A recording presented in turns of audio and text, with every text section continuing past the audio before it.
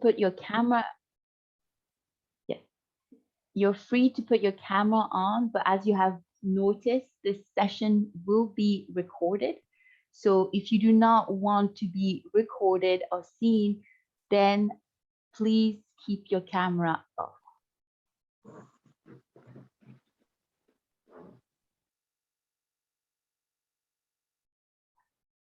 All right. So as we wait, maybe I will start a little bit by giving a bit of a house rules, of, as we say. So this is a space that we have created for Mariya and Charity to be able to speak to you about how they talk about FGM. And so this is a safe place, and we want to keep it safe for them, but also for everyone else. And so any language that would deem discriminatory or abusive will not be tolerated, and you will be immediately taken out from this conversation. As I was saying, this is an online talk, which is part of a series of two, one in English and one in French, which is taking place today, and the other one in French will be taking place tomorrow. The registration for tomorrow's talk is still open, and you will find the link in the chat box. Regarding the chat box, I also want to let you know that it will be disabled until the Q&A time. 10 minutes before the Q&A, we will let you know that you can start writing your question. The reason for that is that we want you to really focus on what our two panelists have to say. This conversation is organized by AIDOS, an Italian NGO working internationally for the right, dignity, and freedom of choice of women and girls. AIDOS has been working for over 30 years to promote the abandonment of FGM, female genital mutilation, especially through training on the use of different media, to build the capacity of professionals to address the issue and provide activists the tools to speak with their own voices. Some of the speakers in this online talks have participated in these training courses. The online course talks are also organized in the framework of the project Building Bridges Between Africa and Europe to talk about female genital mutilation. It's supported by the UNFPA-UNICEF Joint Programme on the Elimination of Female Genital Mutilation and Spotlight Initiative to Eliminate Violence Against Women and Girls. And so I welcome you to this conversation. Thank you for joining us. So I would like to start by first introducing our two speakers. So we have, first of all, thank you for joining us. We have Charity Resian Nempaso. Charity is originally from Kenya, but currently based in Sweden. She's a very strong individual, as she said, but she's also very passionate and have great interest in gender equality within the area of sexual and reproductive health and rights and women empowerment. Charity was able to get the training, which then led her to produce the film called Against All Odds, where she was able to tell her true story. And then we have Mariya, who has pursued a study which was titled Understanding Female Genital Cutting in the United States in her graduate school for her Master of Social Work from San Francisco State University. Since then, she has worked in the field of gender and violence for nearly 10 years. Currently, she works with the Massachusetts Women's Bars Association on passing state legislation to criminalize female genital cutting and build public awareness campaign on female genital cutting within the state. So, but I would like our speakers to tell you things that maybe I haven't said in the presentation that they would like you to know about them and the work that they are doing. So I will please, Charity, would you like to open? Yes, absolutely. Yeah, as you just heard, my name is Charity Resian Nempaso, originally from Kenya, based in Sweden right now. I could consider myself as a strong advocate against FGM because it's a topic that is very, very close to my heart because I have a personal experience on the practice. I come from a community that is highly affected in Kenya, that is the Maasai community. The prevalence in our community is still very high. And when I say high, I mean over 70 something percentage. So that in itself has made me to be very, not only curious around this subject, but also be able to want to speak about it, wanting to advocate against it, because it's not only an issue that affects my community, but millions and millions of girls worldwide. So I could say that I'm very grateful to be amongst this panel today and to have this conversation. Thank you so much, Charity. Mariya? Yes, thank you so much, Charity. Hi, everyone. Again, my name is Mariya, and I'm very grateful as well to be here today. And I am actually currently in California visiting my family, but I usually am in Massachusetts and Boston. And just to add a little bit of information about myself, as Charity mentioned, I've been doing this work in gender-based violence for actually over 10 years now. And I am a co-founder and the US Executive Director of Sahiyo, which is an organization that does work around empowering Asian and other communities to really come together and to work collaboratively to end FGMC or FGC. And I'm happy to talk about Sahiyo a little bit later throughout this panel as well. And Charity did mention that I was doing work in Massachusetts, and we'll talk a little bit more about that at some point, but just would love to let everyone know that we worked with the Massachusetts Coalition and actually did pass legislation in August 2020. And we're currently doing work in Connecticut and hoping Connecticut will pass legislation too. They're one of 10 states in the US that hasn't. And I'm hoping to talk a little bit more about how we use storytelling in our work in those states as well too. And then just finally, I'll say that I sit on the steering committee of the US Network to End FGMC. And I should actually also mention that, like Charity, unfortunately, I grew up in a community that practiced FGC, so I've been familiar with this since I was a young girl. And that's partly my drive in terms of why I do the work that I do today. Thank you again for having me here. Thank you both. Thank you for being there and sharing your story and telling us a little bit about how you guys are talking about FGM. So for both of you, it was the participation to storytelling that inspired you to use the technique of storytelling as a tool to end FGM. Can you explain what it is that you find compelling in storytelling? How perhaps is the training you receive or now give is helping you shape the conversation on FGMC for survivor, practitioners, advocates, and politicians? Mariya, would you like to start? Sure, I'm happy to. I think that's a great question. And just coincidental, I'll probably give backstory a little bit about Sahiyo as well too. So Sahiyo, when we came together, there were 5 co-founders, and At the time, we really came together because we all had been doing work on this issue individually within the community that we had grown up in, which was a South Asian community called the Bora community. Really recognized that it wasn't being spoken about in this community.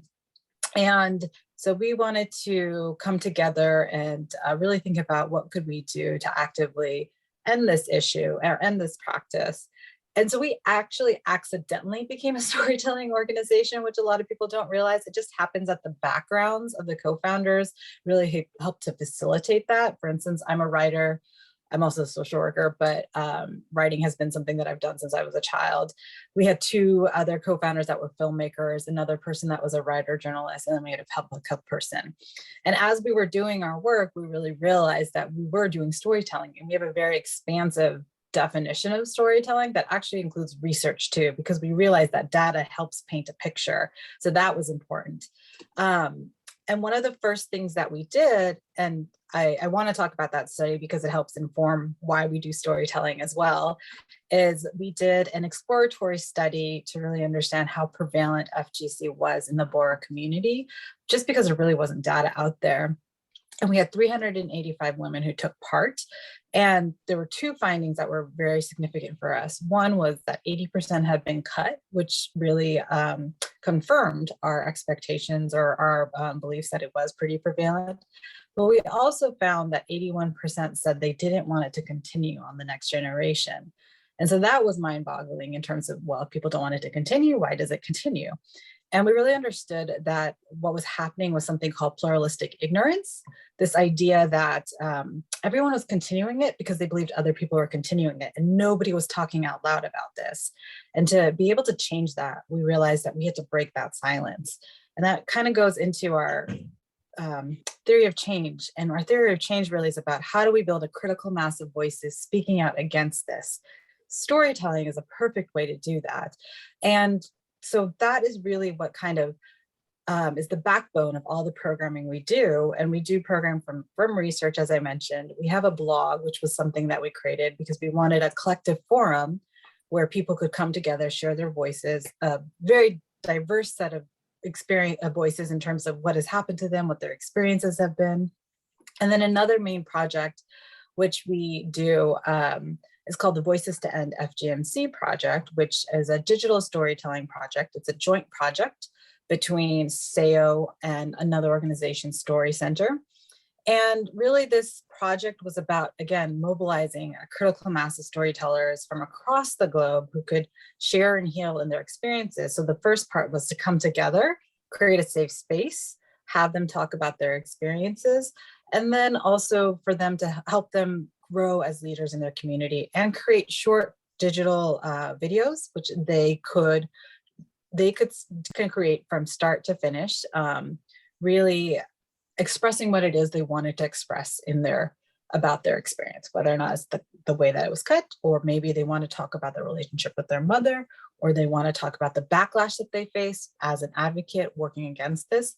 But the idea was, if we can give a more holistic kind of experience and talk about the nuances of FGMC more accurately, talk about how diverse it is, we can build those voices, and we can also really help highlight this is a global issue because many people don't recognize that.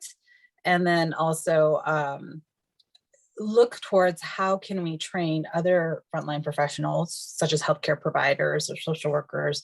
How do we educate legislators too about what this issue is so that we can create change? And we've been able to do that. And I'm happy to talk about the impact of voices if it makes sense. I don't know if maybe I'll let Charity talk for a little bit and then I can come back and I can talk about the impact of our storytelling too. Yes. Thank you, Mariya. Charity? Yeah, it's very interesting to hear about Mariya, about Mariya's, part in how she thinks how storytelling is going to help in ending about FGM and bringing about these conversations around FGM. For me, I could say that I find it very, very interesting because my story literally started through film. When I was 12, I'm not gonna say my whole story, but 1 second, Charity. I think is it me or do we have a bit of a connection? Film is part of it, and theater is part of it. And for me,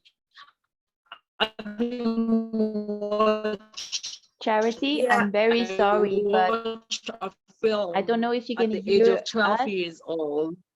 but we're having. Can you hear me? Yeah, we're having a bit of a connection issue. Hello? Hello, we can hear you. Yes, I can hear you.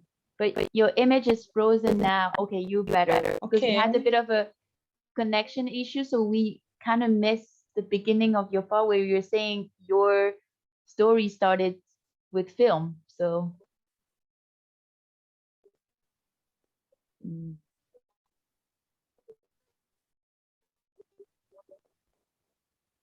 okay. As we try Can you hear me? Yes.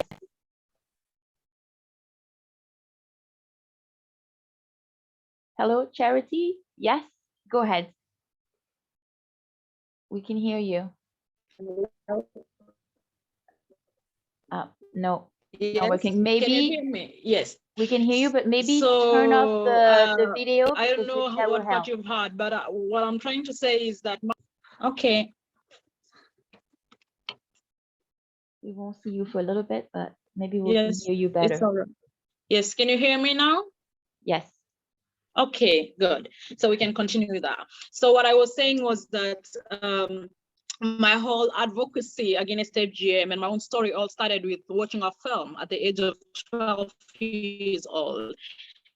And just the fact that I had that opportunity to watch that film literally changed me, changed my young mind. I was very confused on life, you know, but when I got to watch that film, I actually saw it in a very different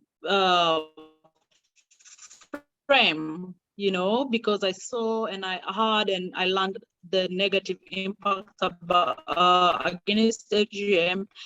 And then that's when I decided to say no and have that impact. You really never know which it reaches to. You know, it reached to me. It reached to me at a small village, you know, back in Kenya, and it impacted my life. It changed my life. I've not gone through the practice itself, and here I am right now, actually working towards being a voice against this practice. So I think that is a very big aspect of storytelling. In my sense, that it started my own conversation. Another thing I think is that storytelling actually allows every voice in those communities affected to be heard, you know, because then we find that first, when we put these communities together, we bring the political figures around our community, we bring every influential body around the community. When you put all these people together and you give them a platform to speak about FGM, it creates an environment whereby it's safe to speak about FGM, you know, and that is when you find these communities are open to actually explain where did this start, you know, because it's important. It's really important to understand what is the relation between FGM and these communities that are affected. You know, because it's just not a cut in some communities. It's deeper than that. But once you are able to speak their relation to FGM, it will be. Hello? Hello, Charity? Yes? Hello? Can you hear me? Yes, we can still hear you. Okay, good. You are hearing you better a little bit, but you're cutting again. Your connection is not very well. I don't know. I don't understand why. Perhaps could you get out of the meeting and come back in? Maybe that would reset things. And why you do that? Can you hear what I'm saying? Now, yes. I can leave and then come back.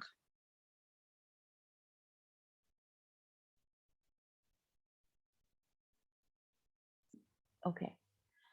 So sorry for the technology. Sometimes it works, sometimes it doesn't. But I am glad that across the ocean, the internet is perfect. So let us, go a little bit deeper with you, Mariya, on the storytelling. And so I watched your documentary and your digital stories on Voices to End FGM. It made me understood that there were many experiences of FGMC, as you said, and that it's by knowing the diversity of those experiences that we understand the complexity of these harmful practices. Would you say that storytelling helped demystify the practice and invite community practicing FGMC to start having the conversation not in the dark or behind doors, and also to tackle the issue together as a community? Yeah, that's a great question, and I'm happy to speak more about it. And hopefully, Charity is able to come back with a stronger Wi-Fi connection as well too. But yeah, so the Voices Done FGMC storytelling project, actually, just to give people context, we now have done 5 workshops, and we're actually going to do our 6th workshop in January 2022. And it looks like we've received a little bit more funding where we'll be able to do additional workshops, which we're really excited about. But at this point, we have about 50 or so participants, and the participants, they range from survivors from a variety of backgrounds, from India to the United States, to Pakistan, to Sri Lanka, to Singapore, Ethiopia, Kenya, Zimbabwe. I'm sure there are countries I'm forgetting, unfortunately, too. But we're hoping, again, as our workshops continue, that we'll have more and more storytellers, just really to represent. I'm not sure if people are aware, there was a study that came out last year, I believe, that the NFGMC European network and the US network and Equality Now put together, showing that FGC occurs in 92 countries globally. So really, unfortunately, we know that this is widespread. But so we do have around 50 or so participants. They are survivors, women who have undergone this. They are also those in the community who have not undergone this. But we realized that their stories were important too, because there is oftentimes a silence and a shame associated with not undergoing it. And it was something that I grew up with as well, where cousins of mine were told, don't tell people you haven't undergone it, pretend that you have. And I've heard that in other communities as well too. And again, there's a need to break that silence there as well and show, no, it's okay to not be cut. It's actually a proud decision not to be cut too. So we have those stories in our collection. We also have a male advocate who talks about learning about it happening in his family and his reaction, because we realize that this is a community issue, and to make it a community issue, we need all allies too. We would like more male engagement. So we're hoping for our next workshop actually to have more male participants. So if anybody here knows of folks who might be interested in this workshop, please let me know too. But I'm explaining, and we have advocates actually too, who taken part, who we realized that there are challenges with being an advocate, whether you're in the community or not in the community. And we felt like there was space for those stories too. But we realized what was happening was that when people came together in this digital storytelling workshop, the workshop's office, they mirror something called a conscious raising kind of group. And that really has been documented and researched to empower individuals to share their trauma stories and to really embrace this idea of collective action too. And we can say again that many participants, some had been doing some advocacy work beforehand, but some had not yet. And we do now know that nearly 95% of our participants are involved in FGMC post the workshop. Again, some may have been doing that prior to the workshop, but we'll see a really high number either start or continue doing advocacy. And also they've created that supportive network, which some of them might not have had before. And that makes a big difference to having a supportive network. I know it made a big difference for me when I started out in this work too. And for those who are not familiar with me and my story, I underwent this, but it took me a very long time to become public and as comfortable talking about my particular story as I have now. And that comfort came over a period of years, really, as I was building a support system in terms of other advocates and other folks who were involved in this work. And we see that happening within our workshops too. This kind of collective conscious raising in turn does make other storytellers more comfortable with sharing their stories. And we've hosted a couple of workshops or webinars where the storytellers are able to kind of come back, whether months or years after their story has been released. And it's always been interesting to me to hear some of the impact. We had one storyteller who was based in Chad who recently took part in a webinar that we did a couple months ago, where we were talking about particularly the Voices Project, and we invited her to talk about her experiences. And she mentioned how she had shown her voices video in her village that she was from, and how that really helped to kind of elevate a conversation around this topic. But it's also, she felt so impacted by that workshop. She would love to kind of bring that model over to her village. And so that was just something that I had not heard, that her story was being circulated in that way too. And I tend to hear the voices stories being circulated in other ways. I heard a professor who told me they were using them in their classes. And I was like, well, that's great. I didn't realize that. So there is an impact that I'm aware of, but there's also an impact that I'm not aware of with the voices story. I don't know, is Charity back? Because I can talk about this more.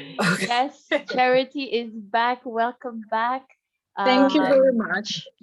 So maybe we'll let Charity catch upon with us.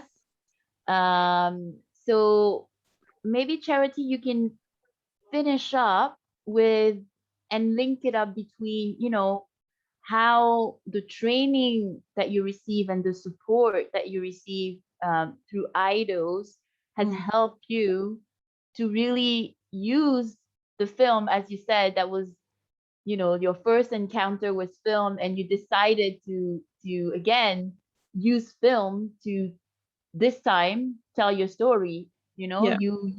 Film helped you realize what FGM was, and then now you're using film to kind of share your perspective. Yeah, thank you very much. That's a very good question. I'm very, very, very glad and very grateful that AIDOS gave me that opportunity to actually produce my own story via video. We have a documentary, a short documentary on it.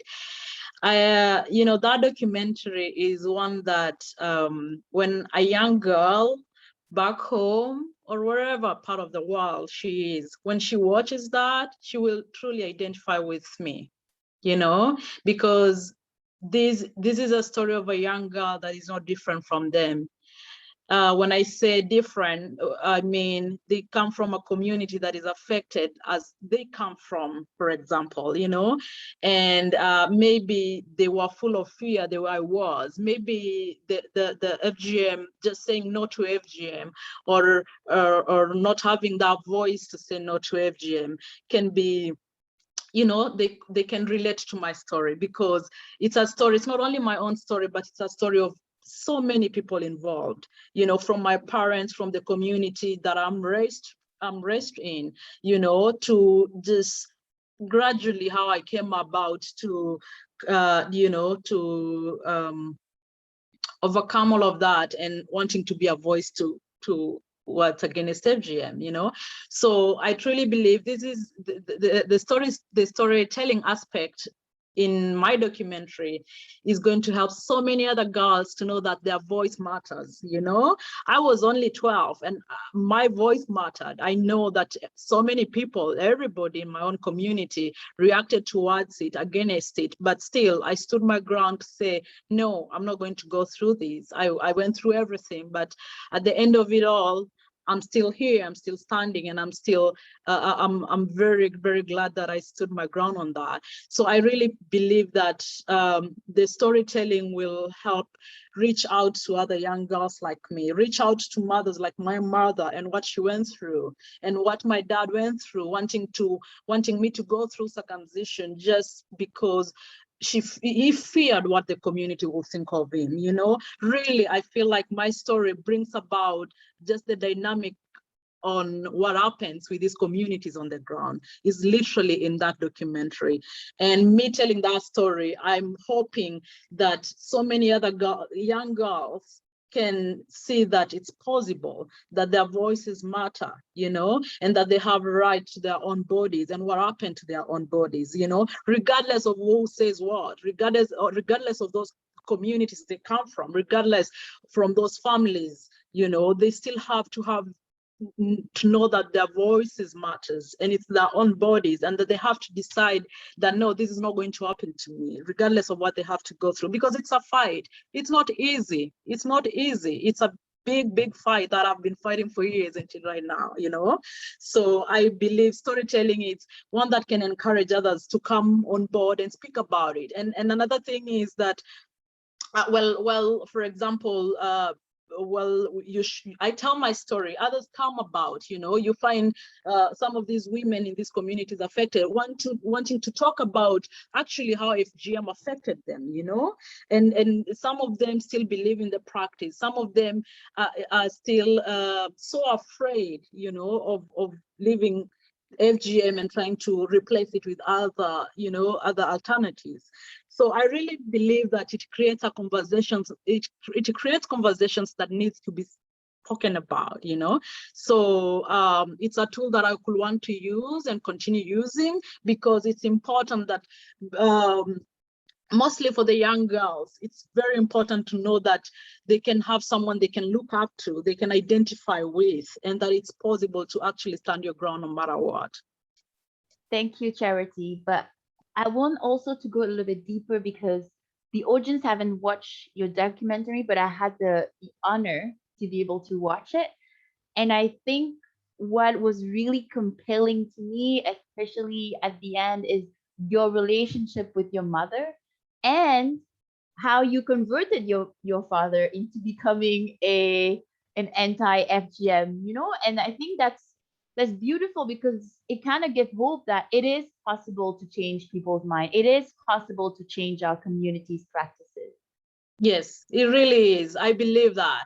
And as we spoke, I think it's in that documentary, but now I can say a little bit about it. My dad is a council, she is an elder in my own community. So that means he's a very well-respected man, and that he has to be in line with the values and the traditions of our community. And one of our traditions is, of course, FGM. And FGM is a very special practice in our community, because they believe it holds this community together. It's like a glue that holds all of us together. And I come from the Maasai community. Our culture and traditions are very dear to us. Right? Until right now, we still hold them very, very dearly. And I think one thing is, it's because I became this girl that they said I couldn't, you know, they could put girls who have not gone through FGM, they could put so much on them. They will not be educated, they will be immoral, nobody will marry them. They name everything that nobody wants to be associated with. And I said from that young age that I'm going to be everything they said I'm not gonna be. And right now, as we speak, I did my master's. I'm the first girl to do my master's in my village and abroad, actually. And then I'm gonna get married, and one day, hopefully. And I'm here. I'm going to I have a mission. I feel like I have a mission. I have something that I can give to the world, you know. And all these actually contributed to my dad believing in me, believing that, oh my gosh, FGM was a very small part of this, and he's very, very proud of me right now. And right now, as we speak, we have some young girls actually going to our home because they don't want to go through FGM because my dad will protect them. That is a very big change aspect that I'm very proud and honored to just see that happening within my own family. The fact that my dad changed from this council of this elder that really wanted me to go through this practice to one that is saying, no, let's leave this, it's barbaric. And he uses platforms that he gets to actually talk about FGM. How wonderful is that? So that means it's something that it's slowly, but it's going progressively. We can change the minds of most of these people that are affected with FGM. And I hope that one day we'll not even talk about FGM anymore. That's my hope, really. Yeah.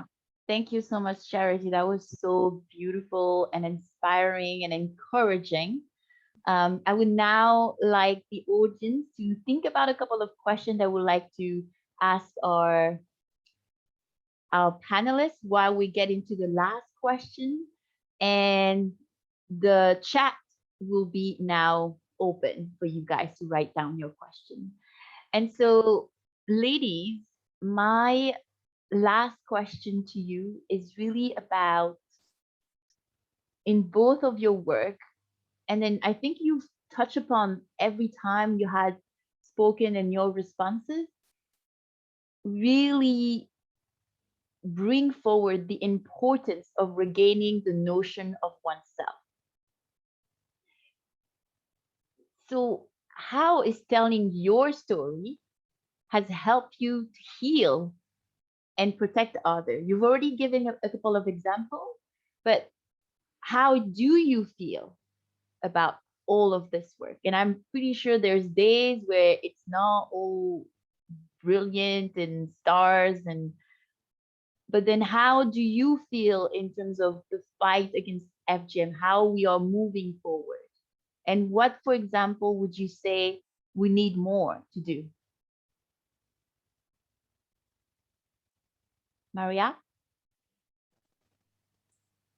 Yeah, glad you asked that question. So I think I did allude a little bit to my own journey. So it did take me, I think, 7 years in total from when I first started to really do research when I was in graduate school. For me, it almost was safer to go this kind of academic route at first. And I did it I was curious about what it was. I wanted to learn myself, but I also, since I was in social work school and I realized that there was just a dearth of knowledge around this issue within the US, particularly the community I was raised in, I wanted to build that knowledge and fill that gap.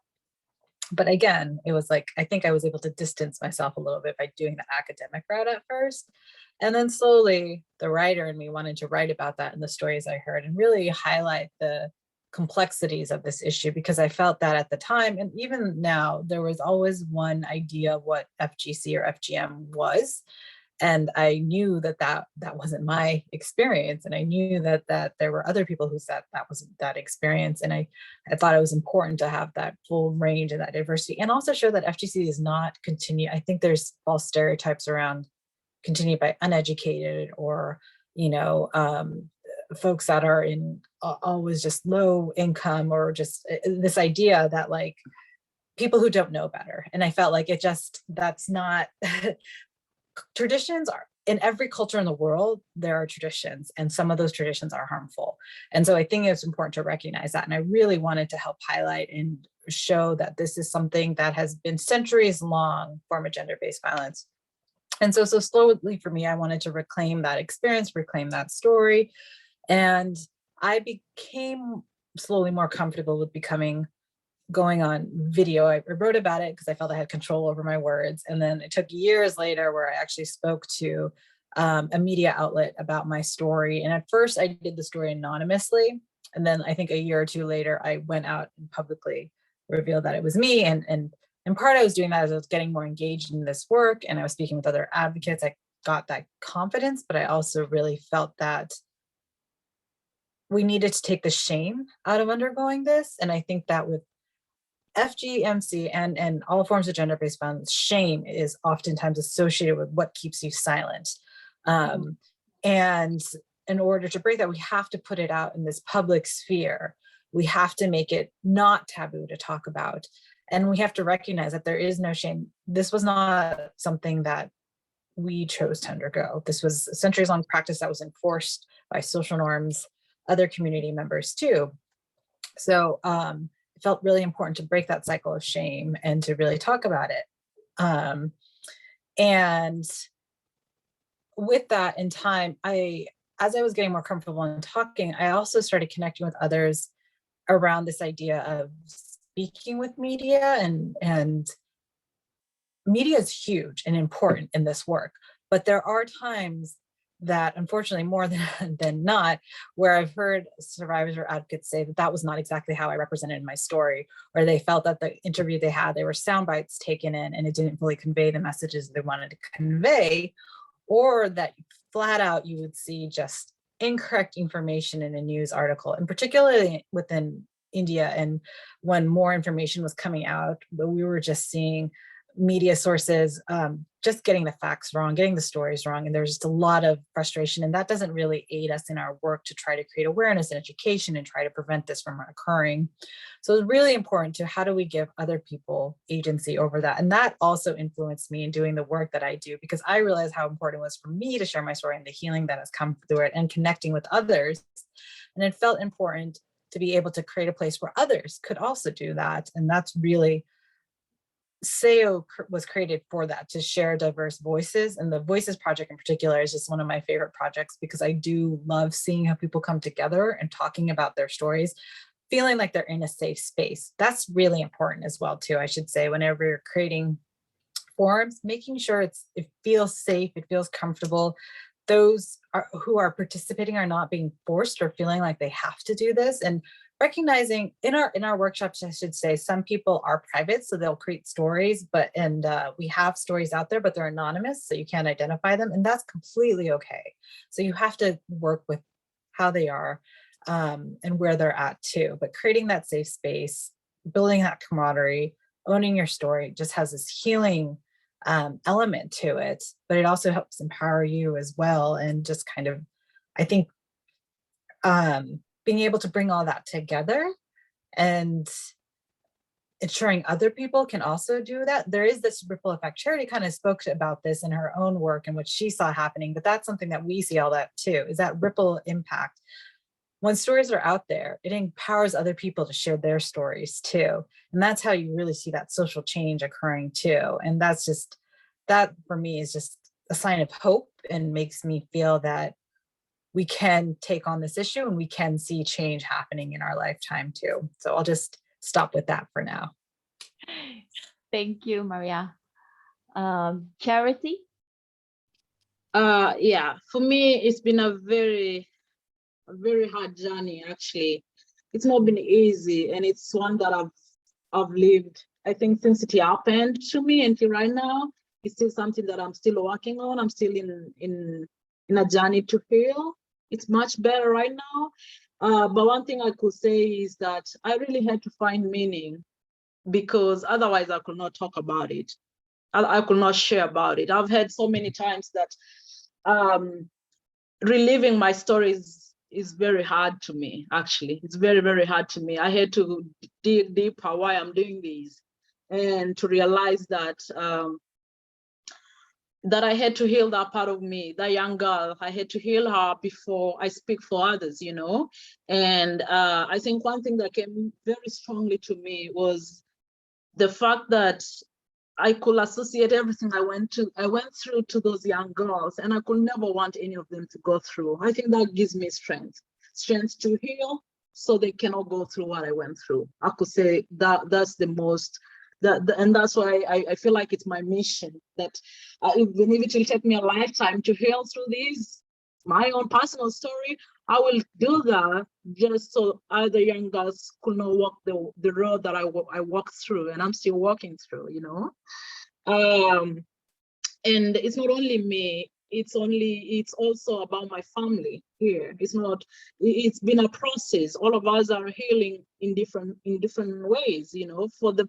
Until where my dad is right now, I don't know his story. He's going to tell us his story one day, actually, through the film that we're producing. I would want to hear that. I want to hear what he went through until where we are right now. And I would want to hear what my mom went through. And I could want to involve my community, how they felt. And that's why I'm very interested in getting to now just empower. I really could want to hear everyone's perspective and everyone else's voice around this subject, because it's not only my story, it's our stories, you know. I want to hear all of us, you know, but for the longest time, I thought it was my story. I thought, why did everyone thought that they had power over my own body? And I think it took me a lot of time to really get to understand that. And actually, I did my thesis around FGM, and I really wanted to get an in-depth understanding of that.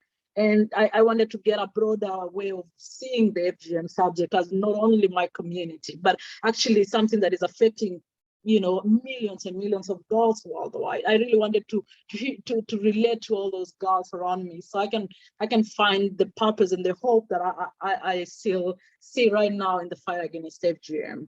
So yeah, I hope I've answered your question. You did beautifully. Yeah. And so now I'm expecting another 2 documentary. So we have a comment and maybe a question at the end from Toby Levin. So compliment to Mariya, Charity, and myself, courage and clarity. I'd like to pick on one point Mariya made almost in passing that I think is likely important to confront. In working in Somalia, forward, Germany, and seeing photos of the girls' school we were supporting under the motto, education, not mutilation, where, however, nothing suggests opposition to infibulation.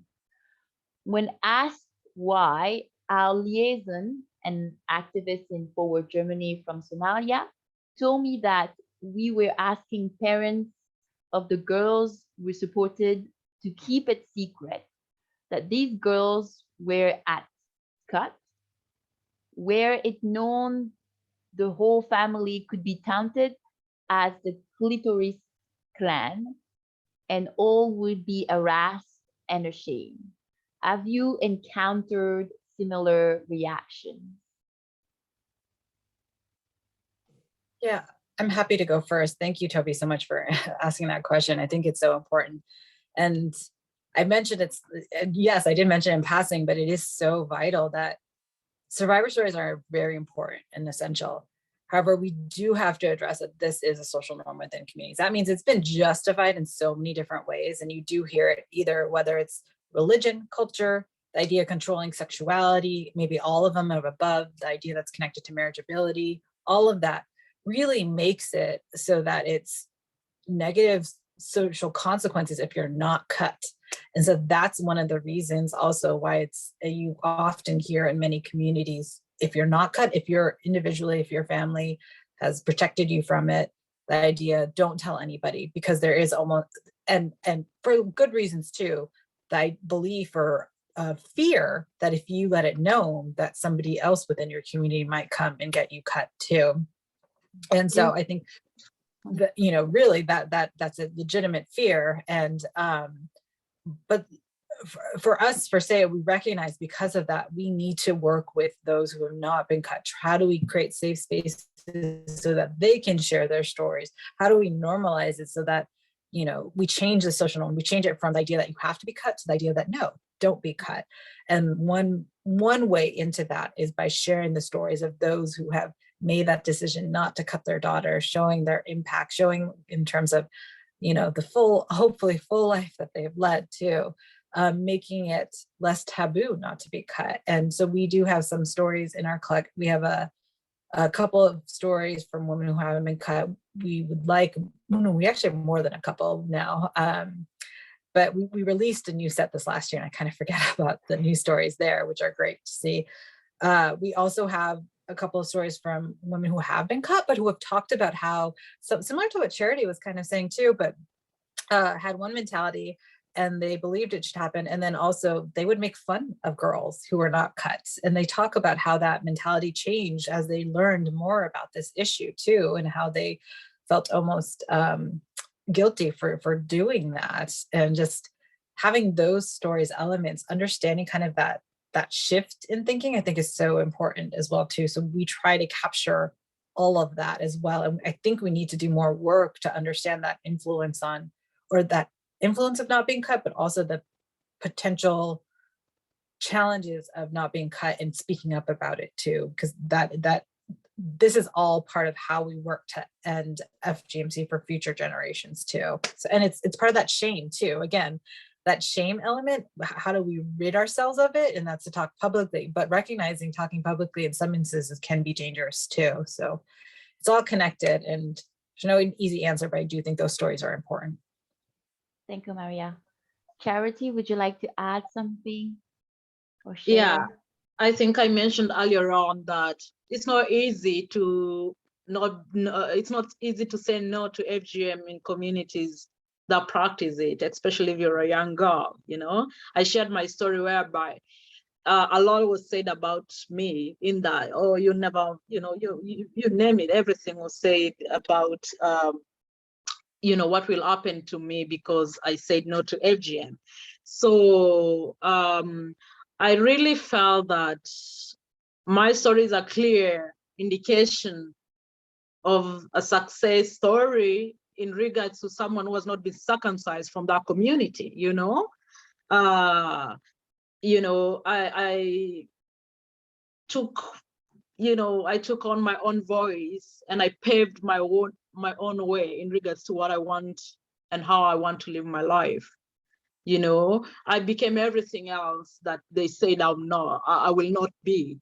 I really hope that will be a good example to other young girls to be able to associate to, you know, and to be able to see that, you know, I'll be all right if I say no to FGM, you know, because you know, stories as mine and storytelling and so many other examples around the world, it's going to change it's going to change that kind of mentality in these communities.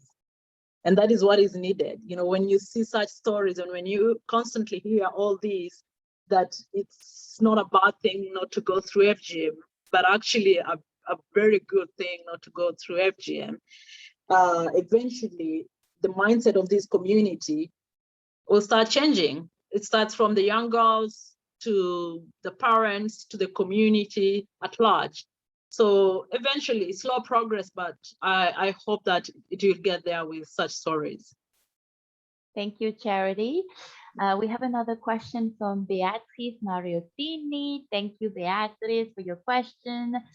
So she said, I have a question / curiosity for Mariya. Where do you stand on having specific legislation for Fgmc? I have read about debate in global north countries where some argue that if the law already encompasses the violence of bodily integrated specific Fgm, legislation can be used as a way to further criminalize racialized immigrant communities. That's a really great question. And I know I don't have a lot of time to go into depth about that either. So for me, I do think legislation is important. And it's partly why we've worked in Massachusetts and also in Connecticut. But I think it's important to also recognize that we have holistic legislation. So, and I think that it's one piece of the prevention and education that we're doing around FGMC. One reason I can say, for instance, why we needed to have legislation in Massachusetts or within the states in the US. Again, this is a very long conversation. There's a federal law, but then there's also state legislation. But is that we've had district attorneys and lawyers let us know that if it comes to FGMC, because it's oftentimes connected to this idea of being a tradition, and there generally isn't that intent to harm, which you find in other kind of child abuse, sexual assault legislation as well. So that intent to harm would be really hard to prove. And that is one reason why it was important to have FGMC legislation. that criminalize the issue as well too. I think another piece of that is that when you're thinking about social norms, for instance, we have, and this is a form of gender-based violence too, we have legislation on domestic violence, sexual assault in many countries, not all countries, but in the US at least we do. But to change mindsets, you also need, policy can be very helpful to set a standard. It doesn't mean that because a law will pass, all of a sudden everything will change. If that were true, we would not have any more domestic violence or sexual assault in this country either. But it is a precedent that is needed. And again, we need to have comprehensive legislation. So criminalization should be one element. And I think it's really as a prevention tool versus the idea of targeting communities. And your second part of that, in terms of targeting immigrant communities, that's a legitimate fear, and that has to go with just kind of a history of how we've seen legislation being used in this country too. And I'm not saying to excuse that, but I do think that there needs to be a lot of education around disconnecting this from a particular population that it's happening and really recognizing as protecting girls. And then also understanding that with legislation and when we're creating policy, we should create components for community education outreach in that area. And Massachusetts does have a very comprehensive legislation, which is why I'm endorsing that. But I want to let Charity speak because I know we're almost out of time. If anybody's interested in learning more about that, I'm happy to connect afterwards and talk about this in more detail too. Yeah. Charity, can you tell us a bit like what do you think about, having specific legislation for FGMC? Is there legislation of FGMC in Kenya, and how do you think this has been supported to end FGM? Between the legislation and the communities, because in Kenya, there's a lot of different communities. Yeah, correct. Legislation in Kenya has been, the FGM is legal in Kenya right now. And the communities are aware about this, but it does not necessarily make them end FGM, because you still find people doing it, practicing FGM, but hiding it from the authorities, that nobody even knows that, a young girl has been circumcised somewhere. So, and, but it is, I couldn't say that it has been so much practiced in Kenya in terms of legislation, because we've had a case, I think one case of someone who was like, some parents who were jailed because the young girl actually bled to death. But now I cannot answer if that is really, influencing these communities not to perform FGM or not, because we still have others hiding it. But it's a good start, I could say. Thank you so much. Thank you, both of you. What we heard today, I think, is really that storytelling is one tool of many to use, and to, that it really supports survivor, non-survivor to be able to say what it is that is FGM to them. It helps to have a bigger vision of FGM and not just a one-minded understanding of what it is and the impact that it has. It helps us to also see that it's happening everywhere. There's no specific, there's no reason, there's no justification for it. So this is with those thoughts that I would like to leave you. So I thank you, everyone, for participating. You will find in the chat box a document where you can find more about AIDOS, work with media to tackle FGM, including links to watch some of the produced video. I also would like to remind you that the conversation on FGM and media that we have started with you today, this talk will continue on the Community of Practice on FGM, a bilingual network, French and English, of professionals and activists from all continents working on female genital mutilation. The Community of Practice FGM aims to put an end to FGM and to promote women's and girls' well-being and human rights. If you're not a member yet, you can register at copfgm.org. The link to register is also being shared in the chat box. And I also, last, would like to remind you that there's still a possibility to apply for Mariya training in January. That's happening in January. So we'll also, I think, can maybe put the links in the chat. And before we go, I would like to give the last words to you ladies, and just to end there. Thank you. I'll just say thank you again for having me, and it was wonderful to have this conversation. And Charity, it was so great to hear about you and your experience as well. Thank you, everyone. Yeah, I could say thank you very much, Mariya. It was wonderful to hear about your work, and I thought it was a great panel, and I'm very grateful that so many of us are working against FGM, and I hope that one day it's gonna be history. So yeah, thank you. Thank you. One day will be history, so let's work together. Thank you, everyone. Yeah, thank you for joining. Bye.